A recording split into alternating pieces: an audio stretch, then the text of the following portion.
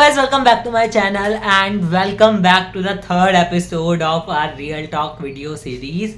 And आज की इस वीडियो में मैंने पहले तो मुझे समझ ही नहीं आया था मैं क्या मतलब मेरे I am confuse between two topics. तो मैंने अब ये वाला टॉपिक किया है. मैंने अपनी पहली वीडियोस को देखा जिसमें मैंने आपको बताया कि हाँ कि मैं अपने आगे एक वीडियो में अपनी एक फेज़ ऑफ लाइफ के बारे में बात करूँगा. मैंने सोचा मैंने उसे इतनी बार ओवर एग्जैजरेट कर दिया है ना उस टॉपिक को ऐसे बोल बोल के, तो मैं अब पहले उसी के बारे में बात करूँगा इस वीडियो में. So kind of story telling but it is not a story, it is a real incident which happen to me and it is normal. यार बहुतों के साथ होता है, मेरे साथ नहीं, पता नहीं कितनों के साथ हुआ होगा मेरे से पहले और अभी फ्यूचर मतलब आगे भी होता रहेगा यार. वो इट इज़ कि कुछ बच्चे नहीं कर पाते हैं वो चीज़ें. सो अब बिना एक सस्पेंस क्रिएट किए हम शुरू करते हैं अपनी उस वीडियो उस पूरी स्टोरी को बताना. तो इसमें ये था कि ये शुरू होता है तब कि मैं अपना कॉलेज में जाता हूँ, कॉलेज में जा रहा होता हूँ. तो हमारा पहला सेमेस्टर तो निकला था, फर्स्ट ईयर का पहला सेमेस्टर पूरा ऑनलाइन था. सेकंड सेमेस्टर थोड़ा सा हमारा ऑनलाइन था. मुझे जाना था होली के बाद. तो होली के बाद मतलब मेरे से सब पूछे कि तू रह लेगा ना, रह लेगा. तो मैं तब इतनी चौड़ में होकर कह रहा हाँ मैं तो रह लूँगा, क्यों मैं रह नहीं सकता, मैं तो रह लूँगा, ये वो है ये है. तो मैं चला गया भाई और हम गए यहाँ से, मुझे अभी भी याद है 28 मार्च को 2022. और हम मम्मी पापा गए, हम वहाँ पे पहुँचे. मम्मी पापा मुझे अगले दिन ही छोड़ के, no it is 28 I think, पता नहीं मैं भूल गया, मुझे वो वाली सारी बातें याद नहीं रहती. 28 आई थिंक इट इज़. तो हम गए 28 को मेरे कॉलेज में हिमाचल और हम वहाँ पे पहुँचे. मम्मी पापा हमारा सब कुछ काम फॉर्मेलिटीज़ पूरी हॉस्टल की, मैं हॉस्टल में आ गया, मम्मी पापा भी कमरे में आए मेरे और वो चले गए तभी उसी टाइम पे. और उसके बाद स्टार्ट होता है सब कुछ. उसके बाद हम पहुँचे हॉस्टल और मम्मी पापा चले गए. उसके बाद स्टार्ट होता है उसके बाद स्टार्ट होता है हमारा सब कुछ होना.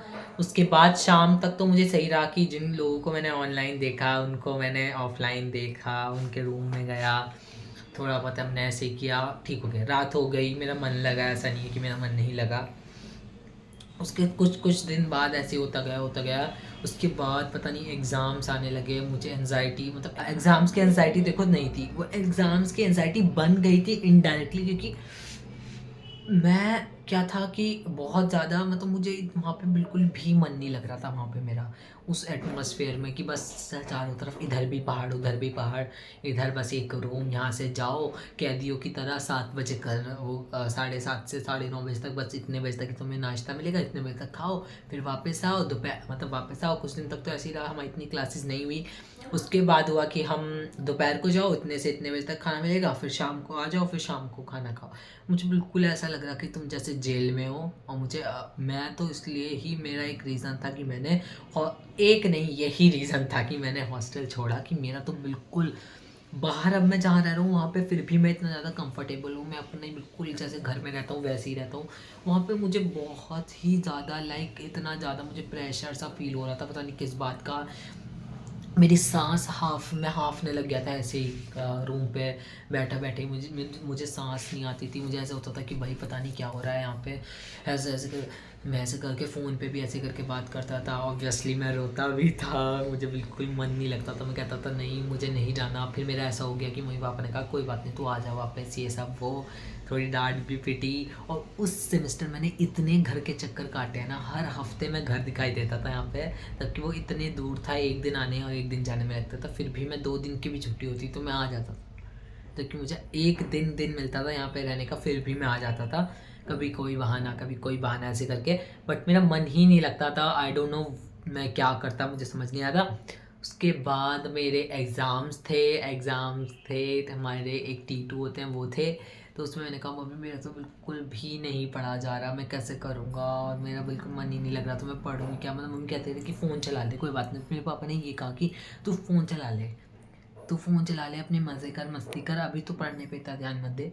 केवल अपने आप को सेटल कर उस इन्वायरमेंट में। बट वो इतना, मैं क्या बताऊँ कि मैं उन्हें बताता भी था कि मेरा जब करने को कुछ मन ही नहीं करता यहाँ पे, पढ़ाई तो छोड़ो, कुछ और मज़े वगैरह कुछ भी करने को मन नहीं करता, मेरा मन ही नहीं लग रहा, तो मैं और सब क्या करूँ, मतलब मुझे बिल्कुल मन नहीं लग रहा, मैं कैसे करूँ और सारी चीज़ें।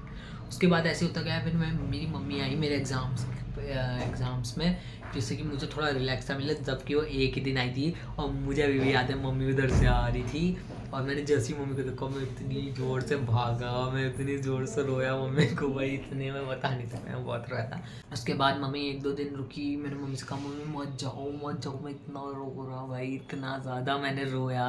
और फिर मैंने मम्मी को कहा, फिर मम्मी चली गई, मुझे डॉक्टर को दिखाया, वहीं के हमारे कॉलेज में ही थे वहाँ के डॉक्टर। उन्होंने कहा कि एंग्जाइटी के सिम्टम्स लाइक वो है डिप्रेशन के सिम्टम्स हैं। तो फिर मम्मी ने मेरा रूम चेंज कराया उसी दिन, मेरे एक फ्रेंड के साथ रूम दिलाया। पहले मैं सिंगल रहता था, सिंगल रूम में, फिर मैंने डबल रूम में शिफ्ट किया। उसके बाद मुझे लोगों के असली चेहरे दिखाई देने शुरू हुए, जिसमें लोग मेरे पीठ पीछे प्लॉटिंग कर रहे थे। और मतलब उस सब को देख के मुझे ऐसा लगा यार यहाँ पे भी मुझे तो, मतलब उस रूम में जाके, शुरू में तो मेरा उस रूम में जाके भी थोड़े दिन मन लगा, 1-2 दिन, उसके बाद फिर से नहीं लगा।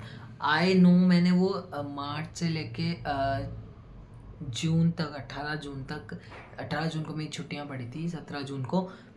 तो मैंने कैसे वहाँ पे बिताया भाई, आई नो, बस मैंने ऐसे किया ना, एक एक पल, एक एक सेकंड इतनी ज़्यादा घुटन में, इतनी ज़्यादा एंजाइटी में, इतनी ज़्यादा डिप्रेशन में निकाला ना कि मुझे जाना है बस यहाँ से। मुझे ये नहीं था कि कब मेरे 4 साल पूरे होंगे, मुझे ये था कि बस जल्दी से जल्दी ये 3 महीने पूरे हों और समर ब्रेक्स, और मैं अपने घर जाऊँ। फिर मैं उसके बाद इतना ज़्यादा दिमाग ख़राब करने के बाद इतना ज़्यादा स्ट्रगल, मेरे लिए तो भाई स्ट्रगल था सच में, मैं नहीं बता सकता कि मुझे ही पता है मैं कैसे रहा हूँ।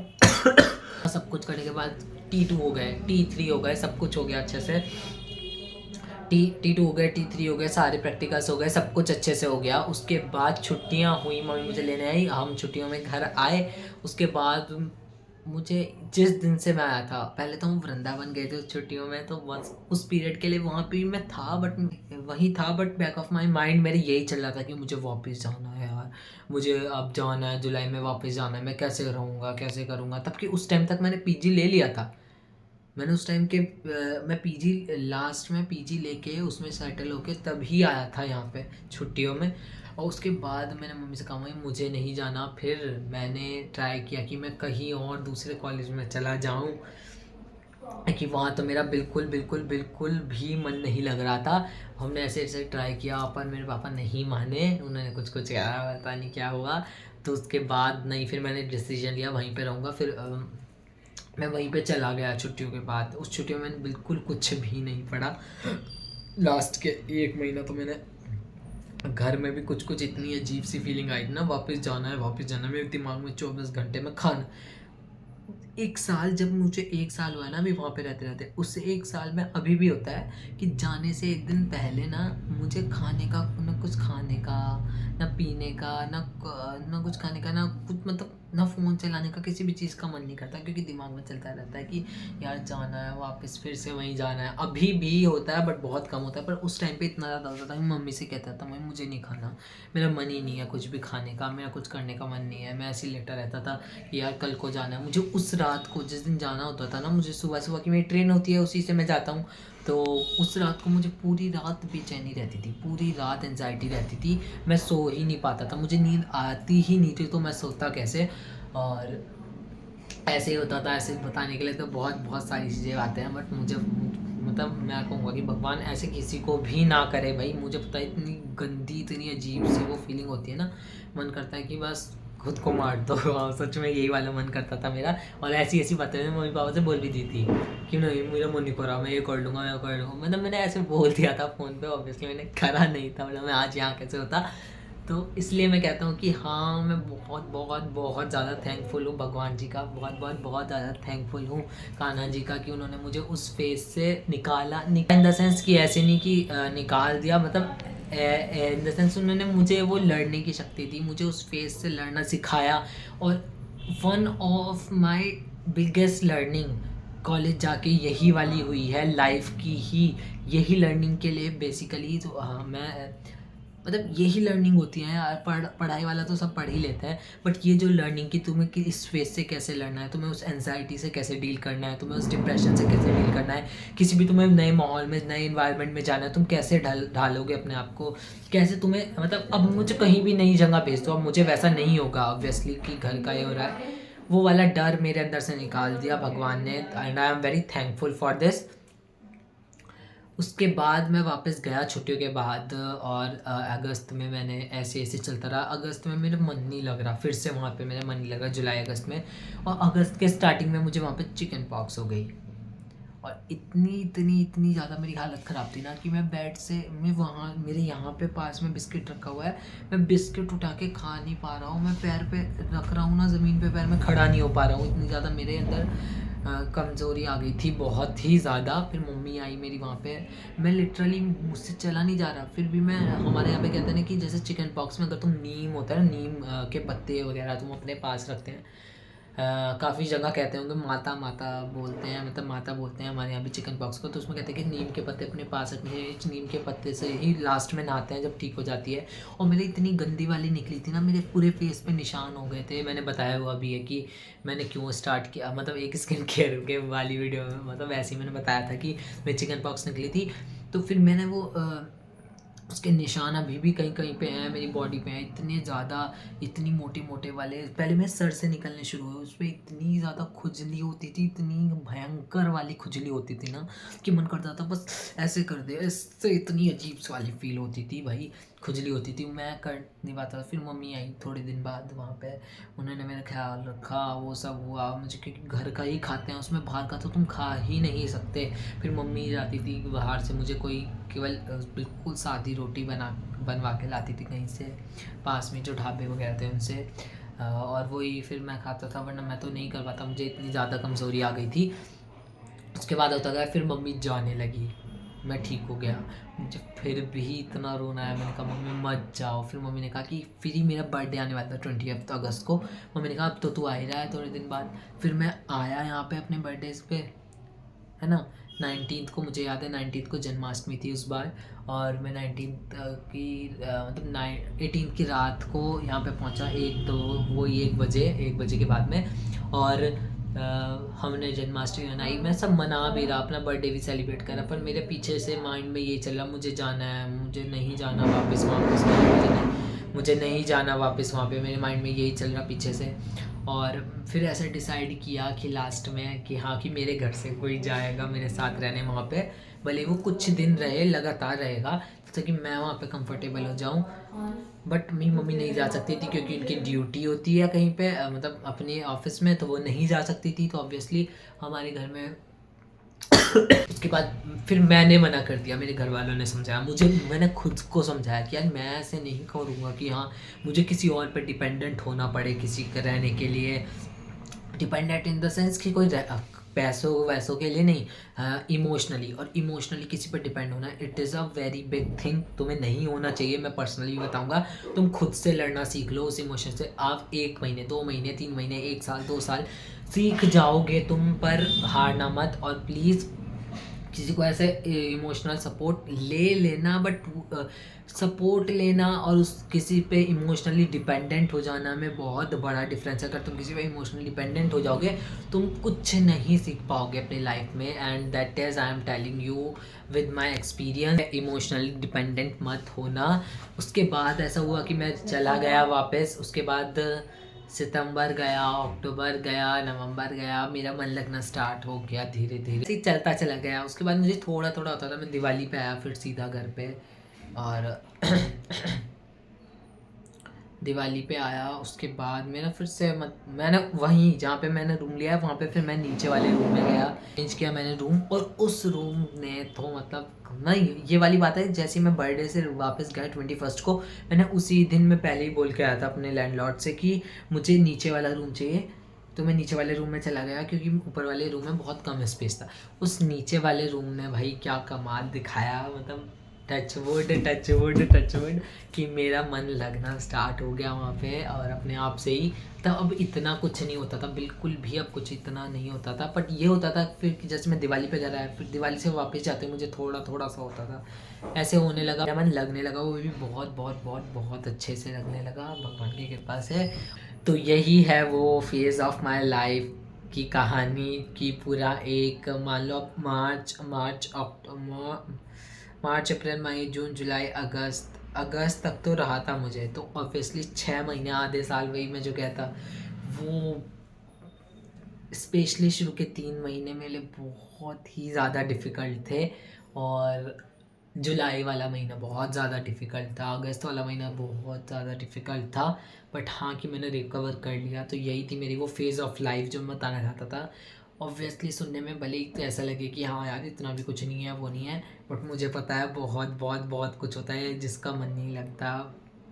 भगवान से यही कहता हूँ कि किसी को भी ऐसी वाली फीलिंग से भाई इंट्रोड्यूस ना कराए, बट हाँ अगर किसी को कराना ज़रूरी है तो ज़रूर कराए, क्योंकि वो उससे लड़ना सीखेगा जिससे लड़ने की वो स्ट्रेंथ हो, क्योंकि तुम बहुत कुछ सीखते हो उससे, इतना ज़्यादा तुम लाइक इमोशनली डिपेंडेंट नहीं होते, तुम इमोशनली इंडिपेंडेंट हो जाते हो।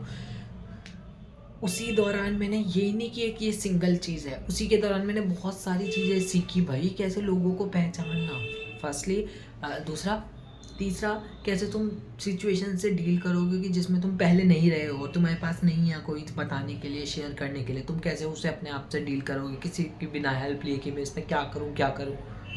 चौथा कि तुम्हें अपनी चीज़ों को मैनेज करना। जब मैं बाहर आ गया तो मैंने इतना कुछ सीखा ना कि कैसे मैनेज करना, सुबह उठना है खुद से इन द सेंस वो तो सब नहीं सीखा ऑब्वियसली, बट सुबह उठना है, दूध लाना, मतलब अपने आप से ही नाश्ता बनाना है, खाना है, आके फिर से खाना लाना है, खाना है, फिर से जो तुम्हारे थोड़े बहुत बर्तन होते हैं घर के, मतलब काम होता है वो सब करना है, सुबह उठ के तुम्हें रूम साफ़ करना है, वो सारी चीज़ें it is like a part of life की जो चीज़ें तुम्हारे लिए मम्मी करके देती थी अब वो तुम खुद करते हो, तुम्हें कपड़े खुद धोने, अंदर तो लॉन्ड्री थी वहाँ पर मैनेज करनी, ये सारी चीज़ें ही मैंने सीखी। So that is all about my that phase of my life, कि अब यही थी जो थी मेरे लिए, बहुत बड़ी थी, बहुत डिफ़िकल्ट थी, but it is one of my biggest learning till now मेरी लाइफ की। So okay that's it for this video, meet you in the next video, please like share and subscribe to my channel, and if you have any such story please tell me in the comments. होता है तुम मतलब मुझे लगता है कि अगर मैंने बताई है स्टोरी तो काफ़ी लोग जिनके साथ हुआ होगा ऑब्वियसली वो तो रिलेट कर पाएंगे ना, वो उन्हें तो एक सपोर्ट मिलेगा ना यार कि इसने कर लिया तो यार हम भी कर सकते हैं, ये तो है नहीं इतनी वो बड़ी बात नहीं है, ये इसने कर लिया तो मैं भी कर लूँगा। ऐसी वाली सामने अगर किसी मेरी ऑडियंस को, मैं किसी को भी ऐसी कोई प्रॉब्लम होगी तो ऑब्वियसली वो नहीं कि हाँ तुम्हें एक स्पेसिफिक किसी चीज़ से रिलेटेड, पर हाँ कि यार उसने कर लिया था मैं भी कर सकता हूँ, वो वाली फीलिंग आ जाती है ना फिर, तो इसलिए मैंने ये वाली स्टोरी शेयर की। ओके बाय, और अब मैं यहाँ पे ऐसा हूँ और I am very thankful for this. Thank you for supporting my channel, please like share and subscribe to my channel, और जल्दी से फॉलोअर्स भी बढ़ाओ मेरे इंस्टाग्राम हैंडल यहाँ पे आपको दिख जाएगा, जाके मेरी रील्स देखो, वहाँ पे बहुत मज़ेदार कंटेंट है, शॉर्ट्स वाला ही है ऑब्वियसली, बट आप जा सकते हो वहाँ पे, थोड़ा थोड़ा अलग भी होता है कभी कभी। सो जाओ वहाँ पे मुझे फॉलो करो, चैनल को सब्सक्राइब करो, शेयर करो चैनल को सबके साथ कि हाँ इसे सब्सक्राइब करो, इस चैनल को देखो। So that's it for this video, okay bye, like and subscribe to my channel, bye.